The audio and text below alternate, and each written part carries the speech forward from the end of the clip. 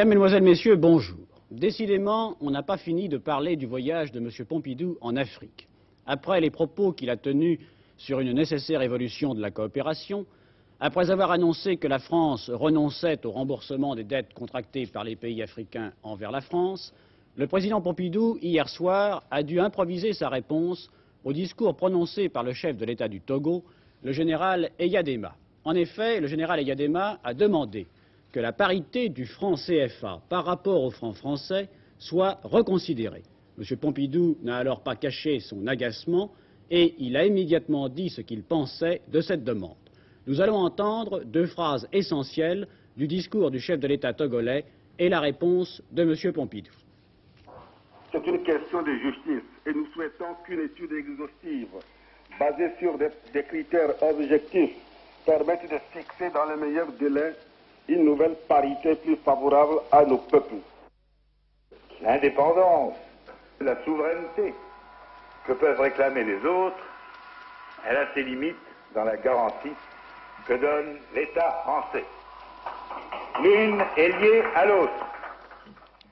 Et M. Pompidou a ajouté « Il est vrai, il est bien évident que le franc CFA s'effondrerait demain s'il n'avait pas la garantie de l'État français ».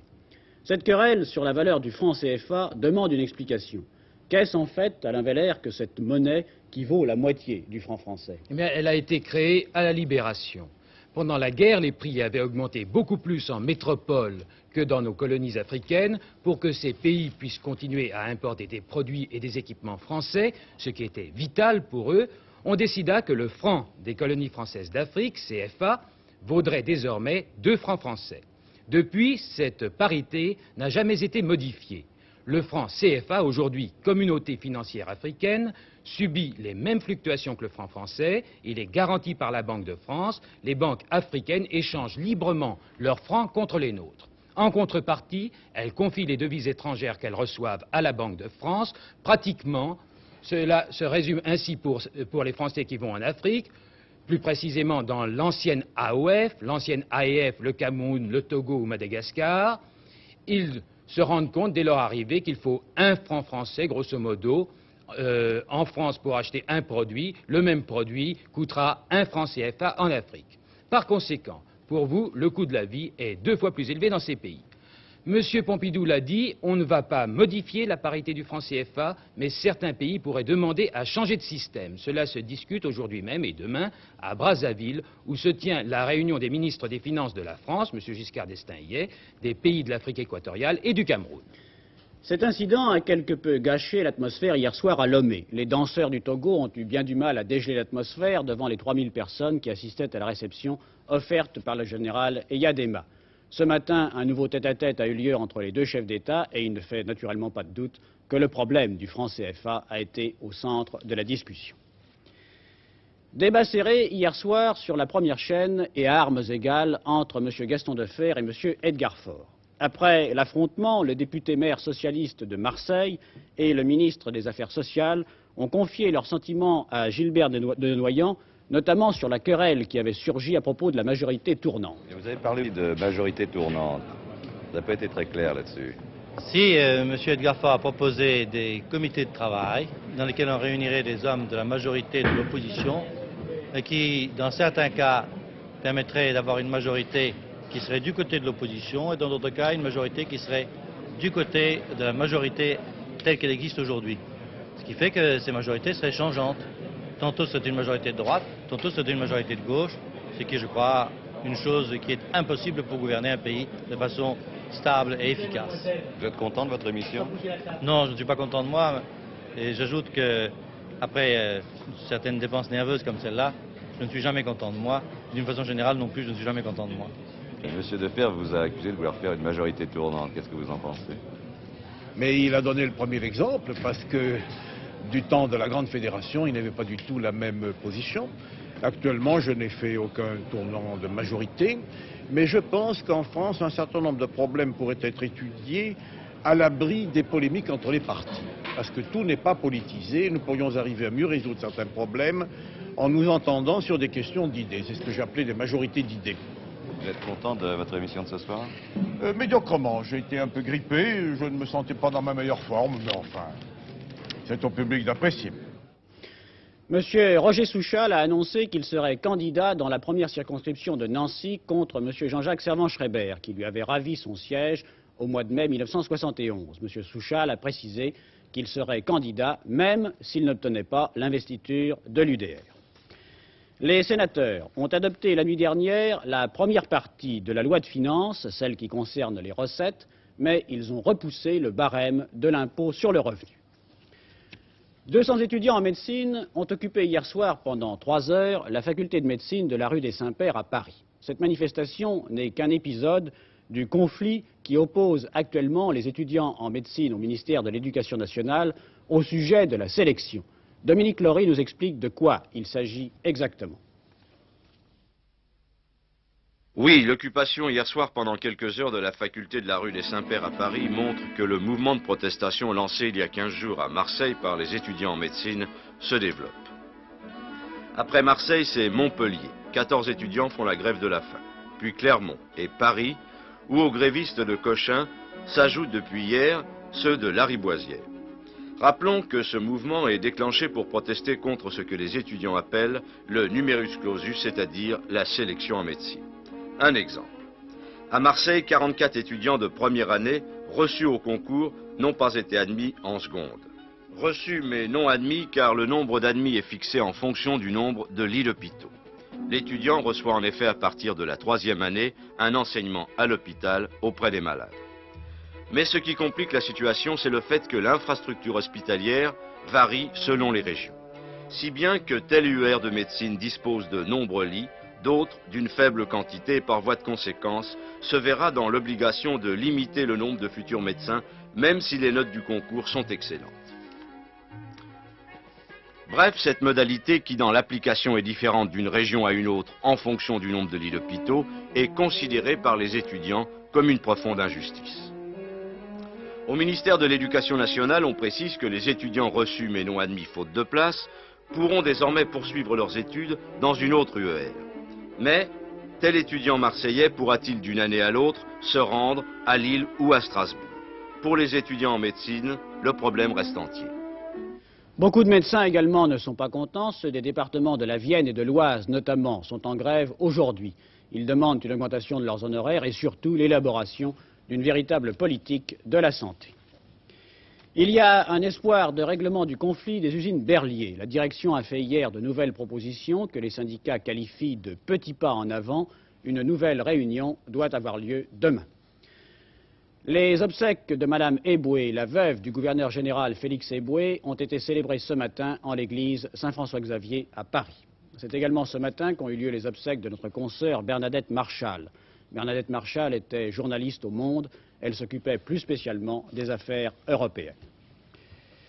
La crise qui s'est ouverte hier en Belgique risque d'être longue et difficile à résoudre. Le roi Baudouin n'a pas formellement accepté la démission de M. Esquins, mais c'est là pure clause de style. En fait, c'est toujours le même problème qui divise les Belges, le problème linguistique. Surprise hier à la Chambre des communes, le gouvernement de M. Hiss a été battu sur un projet de loi concernant l'immigration. Les travaillistes avaient déposé une motion à laquelle se sont joints un certain nombre de députés conservateurs connus pour leur hostilité à l'Europe. Cependant, M. Hiss n'a nullement l'intention de démissionner. 4e rencontre ce matin entre M. Kissinger et le Ducteau dans le secret d'une villa de Gif-sur-Yvette, près de Paris. Les deux hommes se refusent naturellement à tout commentaire sur l'état de leur discussion et les journalistes qui épient leurs moindres faits et gestes en sont réduits à constater que d'une façon générale, les deux hommes sont plutôt souriants, ce qui est peut-être de bon augure. Le Conseil de sécurité des Nations Unies a voté à l'unanimité un texte qui demande au Portugal de mettre fin à toute opération militaire dans ces territoires africains et de négocier l'indépendance de ces territoires. Le tribunal de Versailles a relaxé hier un acupuncteur, M. Charles Laville-Méry, qui était poursuivi pour exercice illégal de la médecine. En effet, M. Laville-Méry n'est pas médecin. Or, les médecins considèrent que l'acupuncture est un acte médical qui ne peut être effectué que par des médecins. Guy Sartoulet a demandé son point de vue au président du syndicat des acupuncteurs français, le docteur Hérault. Je trouve cette décision extrêmement surprenante. car il résulte des décisions de l'Académie de médecine et de la jurisprudence que l'acupuncture doit être rangée dans la catégorie des actes qui ne peuvent être pratiqués que par un médecin. Quel est le danger d'un tel jugement? Je vais vous donner un exemple. Supposez qu'un malade vienne consulter un acupuncteur pour une constipation. La constipation peut être la conséquence d'un simple trouble fonctionnel ou elle peut être aussi la conséquence d'une tumeur cancéreuse, par exemple. Un acupuncteur non médecin se contentera de le traiter pour le symptôme constipation seulement. Un médecin, ses connaissances lui permettent, par un examen clinique ou par des recherches complémentaires, de déceler la nature réelle du mal et d'engager une autre thérapeutique. Donc être médecin, c'est quand même une sécurité de plus. C'est pour la sécurité des malades. Docteur, comment peut-on avoir un diplôme d'acupuncteur? Il faut d'abord être médecin, avoir son diplôme de docteur en médecine français, et ensuite faire 3 années d'études pratiques et théoriques avec stage clinique dans des écoles d'acupuncture, études qui sont sanctionnées par un diplôme. Alors que l'acupuncteur non médecin, à la suite d'un stage de quelques semaines en Extrême-Orient, qui peut lui coûter quelques cents livres, reviendra avec un diplôme d'acupuncteur. Et combien de temps faut-il pour être un acupuncteur? Je pense qu'il faut avoir exercé l'acupuncture pendant au moins 5 ans pour avoir une expérience suffisante. La police de Lyon va être complètement réorganisée. M. Raymond Marcellin, le ministre de l'Intérieur, a pris cette décision à la suite de l'enquête ouverte sur les affaires de proxénétisme dans lesquelles plusieurs policiers lyonnais étaient compromis. 5 commissaires de police et 4 officiers de police ont été entendus hier à Paris par M. Saunier, qui est l'inspecteur général chargé de l'enquête sur les services de police de Lyon. Un certain nombre de policiers vont faire l'objet de mutations. Cassius Clay se souviendra de son combat contre Bob Foster. Certes, il a gagné, et par KO au 8e round, comme il l'avait prévu, mais il a terminé dans un piteux état, le nez en sang et un œil fermé. Vous allez pouvoir voir du reste quelques images de la fin du combat.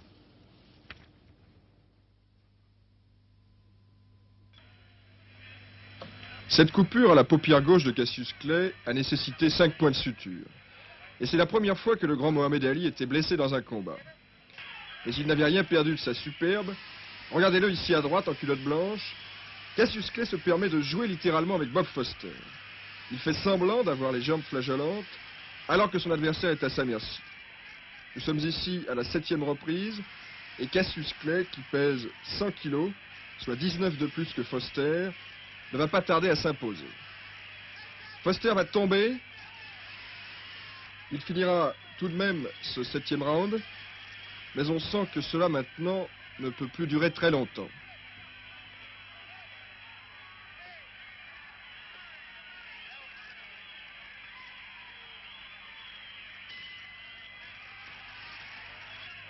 Huitième round, maintenant c'est la fin.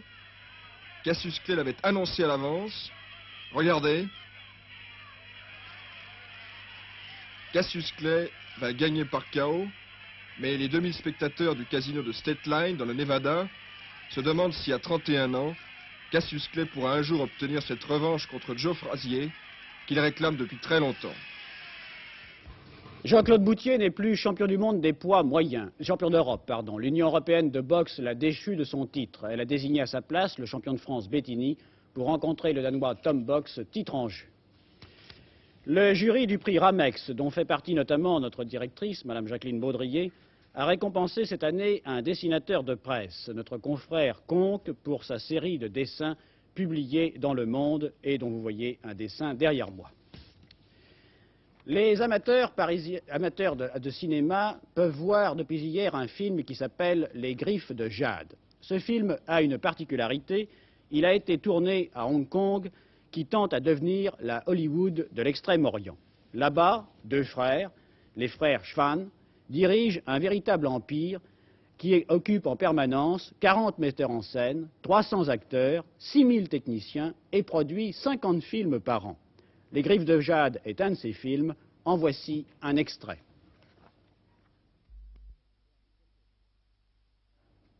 Nous allons le voir dans quelques secondes.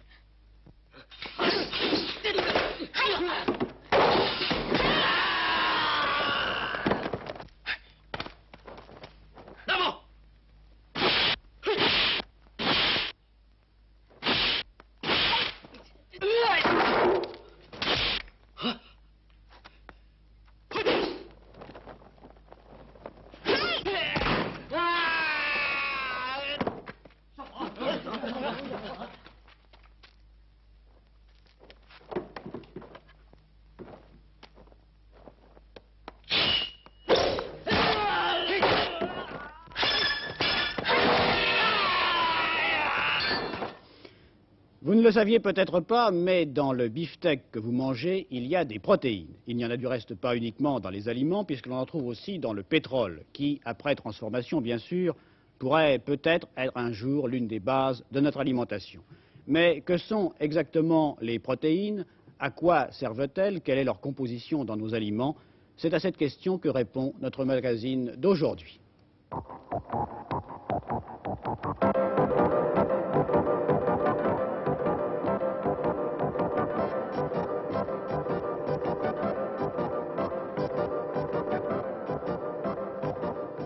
Cette fois, la bonne cuisine traditionnelle est-elle condamnée?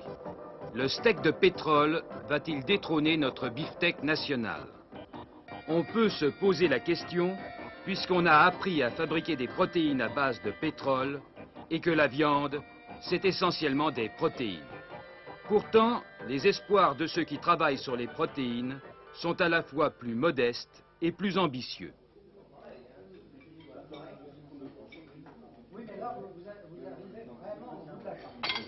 Ça peut vous surprendre, mais cette pièce, ce n'est pas une salle à manger, c'est un laboratoire. Et en ce moment même, nous sommes en train de travailler. Et autour de cette table, tous les convives sont pour la plupart des scientifiques. Oui, ce sont des cobayes. Ce sont des cobayes car ils sont en train d'expérimenter ce qui sera notre alimentation de demain. En effet, les aliments que vous avez pu voir, c'est-à-dire ce pâté, saucisson, ces rillettes, eh bien, ces aliments ont été enrichis en protéines. C'est-à-dire qu'au lieu d'être de l'ordinaire, eh bien, c'est devenu du super. Alors prenons les choses par le commencement si vous voulez, et puis tout d'abord, posons-nous la question, au fait, qu'est-ce que les protéines? Pour le chimiste, c'est une longue molécule enroulée sur elle-même. Schématiquement, on peut la comparer à un collier dont chaque perle représente un acide aminé, c'est-à-dire le matériau de base avec lequel est bâti tout le monde animal. Et de ces acides aminés, il n'en existe que 20 types différents, autrement dit 20 perles avec lesquelles sont fabriqués tous les types de protéines. En somme, pour que nos cheveux et que nos ongles poussent, pour que notre peau se cicatrise et que nos cellules se régénèrent, bref, pour que l'on vive, nous devons trouver dans notre alimentation ces fameux 20 acides aminés. Pas un de plus, pas un de moins.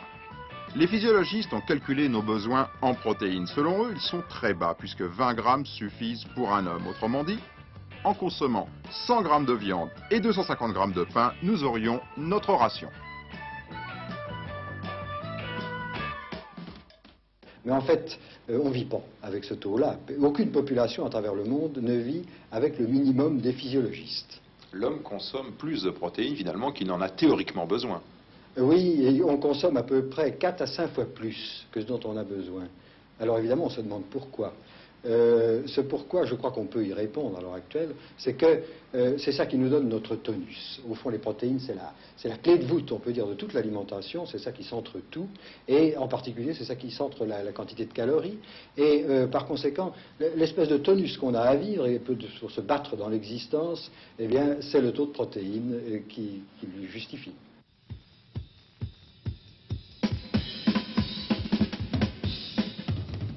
Donc, pour vivre, nous avons besoin de consommer un éventail très large de protéines de façon à retrouver ces fameuses 20 perles fondamentales, ces fameuses 20 briques à partir desquelles nous constituons nos organismes. Mais malheureusement, les choses ne sont pas aussi simples. Par exemple, cette quiche que je suis en train de déguster, eh bien, cette quiche constituée à partir de farine de blé ne contient, si on n'y avait pas ajouté de protéines, bien sûr, ne contiendrait que seulement 18 perles. Par contre, cette viande que notre chef est en train de nous assaisonner, eh bien, cette viande renferme toutes les protéines nécessaires à notre organisme. C'est ce qui explique que la viande soit devenue l'élément énergétique par excellence.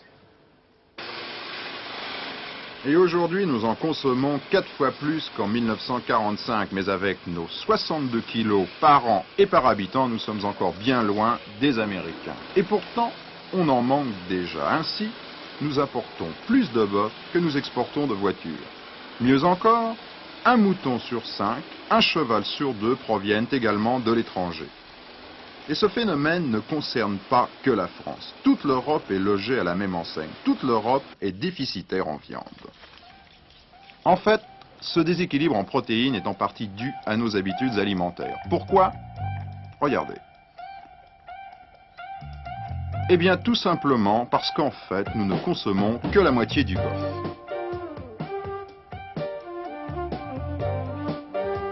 Celle-ci, la partie arrière, celle qui sert à faire du beefsteak. L'autre, la partie avant, ne sert qu'au bas morceau. Mais si la première se vend 3000 francs le kilo, la seconde coûte encore 8 francs, ce qui est finalement trop cher pour inciter les collectivités et les ménagères à faire du pot-au-feu. Donc, faute de pouvoir changer les habitudes alimentaires des Français, il ne reste plus qu'à augmenter la production de viande.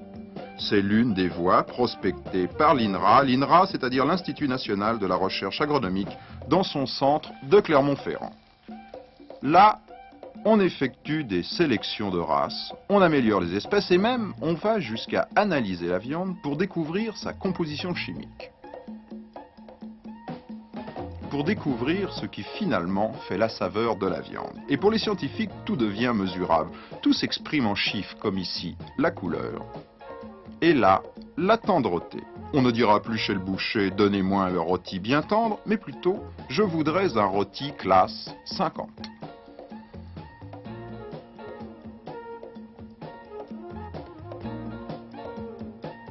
Mais quoi qu'on fasse, il faudra toujours attendre 9 mois pour faire un veau. C'est là le véritable goulot d'étranglement de la production bovine. Par contre, pour les volailles et les porcs, c'est-à-dire pour des animaux à très grande productivité, le problème est beaucoup plus subtil. Si une poule aujourd'hui pond 2 fois plus d'œufs par an qu'il y a 40 ans, c'est tout simplement parce qu'on ajoute des protéines dans son alimentation. Autrement dit, pour fabriquer des protéines animales, il faut d'abord faire absorber des protéines d'origine végétale, des protéines prises sous la forme de farine de poisson ou de tourteaux de soja. Et c'est là où le bas blesse. C'est là un manque à gagner énorme pour notre économie. Ainsi, l'année dernière, nous avons importé la bagatelle de 2 millions de tonnes de protéines. Dès lors, vous comprenez tout le problème du déficit en protéines. Déficit d'abord sur le plan de la production en viande, déficit ensuite sur le plan de l'alimentation du bétail. Afin d'enrayer cette hémorragie de devises, on a commencé en France à cultiver des plantes riches en protéines. D'abord le colza et maintenant le soja, qui fait son apparition dans la région de Niort et dans le sud-ouest. En résumé, au train où vont les choses, il n'y aura plus prochainement que 2 types de consommateurs. Ceux qui pourront s'offrir du beefsteak et les autres. Les autres qui devront se contenter d'autres sources de protéines comme le lait ou les œufs. Mais fort heureusement, les choses peuvent s'arranger puisque les chimistes vont fabriquer des protéines qu'on incorporera dans d'autres aliments. En somme, on court-circuite la vache. Ainsi, cette cuve joue le même rôle que la panse du ruminant. De cette mixture, des bactéries sont en train d'extraire des protéines contenues dans des tourteaux de soja. Voici la colonie de levure qui travaille pour nous. C'est une espèce sélectionnée pour sa rapidité de reproduction et surtout son innocuité pour l'animal et l'homme. Nourrie avec de la gélose, elle prolifère tant et si bien qu'en quelques jours, elle passe de l'éprouvette au fermentateur de 3000 litres. Et c'est là qu'elles reçoivent leur ration de tourteaux à digérer. C'est là qu'elles extraient les protéines.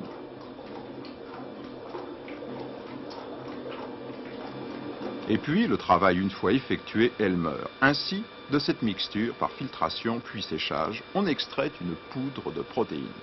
Actuellement, chez Europrotéines à Niort, on a dépassé le stade du laboratoire pour l'usine pilote. Et les résultats s'annoncent si prometteurs qu'on envisage de passer directement à la production industrielle de protéines à partir de tourteaux de soja. On ferait ainsi en plus rapide et en moins cher ce que fait la vache, puisque 1 kg de protéines pures reviendrait à 2,50 francs alors qu'il coûte 30 francs sur la bête. Autre voie également prospectée, celle de l'extraction des protéines à partir des levures cultivées sur du gasoil. C'est ce qu'à tort on a baptisé le beefsteak du pétrole. Ici, la méthode suivie est complètement différente. Plus de tourteaux, mais simplement un élevage intensif de levures qui prolifèrent à la surface du gasoil. Sans entrer dans le détail, disons qu'elles trouvent dans l'hydrocarbure le carbone nécessaire pour fabriquer les protéines de leur organisme. Et ce sont ces protéines qu'on extrait ensuite par des solvants. Autrement dit, on donnera à manger au bétail du beefsteak de microbes. À la Vera, chez BP, la production a atteint le stade industriel puisque de cette usine sortira chaque année 16 000 tonnes de protéines destinées à l'alimentation animale. Animale, car pour l'homme, c'est une toute autre affaire. On ne passe pas en effet de l'animal à l'homme sans entreprendre de très nombreuses recherches, sans effectuer de très nombreux tests. Par exemple, à Paris, à l'Hôtel Dieu, pendant 1 an, on nourrira des malades avec des aliments contenant ces protéines. Voici ces fameuses protéines. Bien sûr, il n'est pas question de les utiliser telles quelles. Par exemple, pour la fabrication, pour la confection de ces pommes dauphines dont nous venons tous de nous régaler, le chef n'a pas hésité à forcer la dose, si j'ose dire, puisqu'il a introduit dans la purée jusqu'à 20% de protéines. C'est-à-dire que, sans nous le dire, au lieu de confectionner de la purée, eh bien, il a fabriqué du hachis parmentier. On peut aussi introduire les protéines dans tous les aliments. Par exemple, dans la charcuterie, ce qui présente tout de même l'avantage considérable d'abaisser le prix de ce que l'on appelle les bas morceaux, dont finalement les bouchers ne savent pas quoi faire. Un moyen serait à ce moment-là, effectivement, d'introduire, pour abaisser le prix, directement dans ces hamburgers, des protéines extraites des tourteaux, contenant donc des produits contenant environ 70% de protéines, qui diététiquement sont de bonne qualité, qui offrent toute garantie, et qui peuvent abaisser le prix de revient des hamburgers de l'ordre de 20%.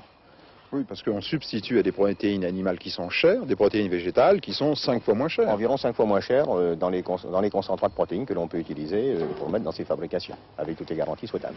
D'ailleurs, aux États-Unis, un programme scolaire a été lancé qui permet, depuis le début de l'année 72, sur les 25 millions d'écoliers américains, de leur fournir des hamburgers contenant 30% de protéines végétales. Bon, est-ce qu'il n'y a pas d'autres utilisations de ces protéines végétales ? Actuellement, ces protéines végétales sont déjà utilisées en France, essentiellement dans les farines pour enfants, et d'autre part dans des plats cuisinés, puisque l'utilisation n'est pas autorisée, pour le moment du moins, ni dans la charcuterie, la saisonnerie ou les viandes. Ces images ont été tournées dans la cuisine expérimentale de l'INRA, près de Clermont-Ferrand. Là, on essaye de mettre au point des recettes d'incorporation de protéines dans des aliments traditionnels. En somme, on essaye de faire du super à partir d'ordinaire, comme pour ce beefsteak haché. Note peut-être rassurante, c'est finalement le palais de l'homme qui en dit plus que toutes les sciences. Pas bon.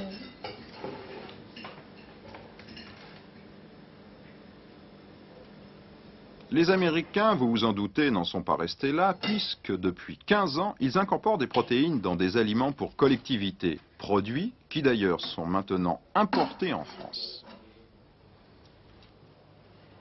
Nous commercialisons des protéines de soja qui sont texturées et qui sont fabriquées à l'heure actuelle aux États-Unis, la production française de soja étant assez faible. Vous ne commercialisez qu'auprès des collectivités pour l'instant? C'est essentiellement notre voie de développement actuelle, la commercialisation auprès des collectivités de toutes sortes, qu'elles soient collectivités scolaires, universitaires, cantines d'entreprise ou restaurants collectifs, ce qu'on appelle un petit peu à l'heure actuelle la néo-restauration. On admet à l'heure actuelle que dans les cantines scolaires, la part réservée à la nourriture propre et non pas au service est de 2 francs. Si on emploie des protéines structurées de soja dans une dose raisonnable de 30%, qui est une dose que nous avons testée comme étant bonne au point de vue acceptabilité gustative, on arrive à avoir une économie sur le plat principal de l'ordre de 30 centimes. Cette économie permet de changer et de varier les menus en rajoutant un fromage ou un fruit supplémentaire par rapport au menu qui comprend en général 4 plats. Protéines de complément pour aliments traditionnels ou protéines de remplacement pour fabriquer les aliments de demain, c'est peut-être notre gastronomie qui est remise en cause. Vous êtes arrivé à concilier et les impératifs scientifiques et la gastronomie. Il n'y a plus contradiction entre les deux. À mon avis, il n'y a plus contradiction entre les deux. Il n'y a qu'une seule chose, c'est que vous arriverez à manger des mets beaucoup plus digestes que vous les mangiez avant.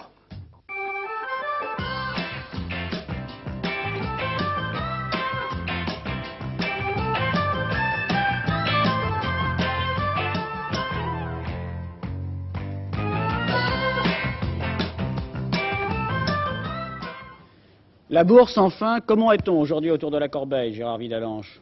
Bien, la bourse de Paris a redressé la tête. Les derniers sondages politiques et les restrictions de crédit avaient cabré un peu le marché. Eh bien, aujourd'hui, les valeurs françaises sont mieux disposées. On parle surtout des nouvelles alliances européennes. L'industrie européenne nous tisse en quelque sorte des accords de plus en plus nombreux. Kléber-Colomb va prochainement annoncer son accord avec Saint-Périt, qui est le numéro 1 des pneumatiques en Autriche, et Continental Gummi, qui est aussi un grand producteur pneumatique en Allemagne. Et puis alors dans le domaine des composants électroniques, un accord très important a été conclu entre Thomson CSF et la Hege Telefunken. Grande première financière cette fois-ci, probablement le 5 décembre. En effet, une société européenne sera cotée à la fois à Londres, à Paris, Francfort, Amsterdam, Bruxelles et Milan. C'est une société britannique, une société de banque et d'assurance qui fera en quelque sorte ce premier essai d'une introduction simultanée sur l'ensemble des marchés financiers du continent. Du côté des valeurs françaises, l'action BIC a trouvé son équilibre aujourd'hui, après une hausse de près de 20% sur le cours d'introduction et même de 50% sur le prix d'offre qui avait été proposé par la société. C'est un succès tout à fait populaire. Baisse des pétroles d'Aquitaine aujourd'hui, on se demande ce qui se passe dans cette société. Voici déjà maintenant près de 2 semaines que ce titre baisse régulièrement. Jacques Borrell également annonce un accord, cette fois-ci avec le Portugal, pour développer la restauration dans ce pays. Les valeurs américaines sont fort bien tenues encore ce matin, mais aujourd'hui la bourse de New York sera fermée en raison du jour d'Action de grâce, qui est un jour férié aux États-Unis, et les grandes affaires allemandes sont également en hausse. Je vais maintenant vous dresser le palmarès habituel des SICAV, leurs performances depuis le début de l'année. Il y a des performances tout à fait saisissantes, vous allez le voir à l'instant. 30% par exemple de progression sur Intercroissance, qui est gérée par la Société Générale, livret portefeuille par la Caisse des dépôts. Univaleur réalise un bond de 26% depuis le début de l'année, et vous voyez même le Sliva France, 25%. C'est une SICAV en action avec un portefeuille composé d'actions géré par le Crédit Lyonnais. Et même les portefeuilles qui ne comprennent que des obligations réalisent également des performances assez remarquables. Voici les SICAV obligations qui ont réalisé des bons de 12% à 13,5%. Le numéro 1 étant Sogépargne, géré encore une fois par la Société Générale, suivie par Slivarante, Crédit Lyonnais et France Obligations, Caisse des dépôts. C'était la Bourse de Paris. À vous, Claude Guillaume. Merci Gérard Vidalanche. Il me reste à vous souhaiter un bon après-midi en vous remerciant de nous avoir prêté attention.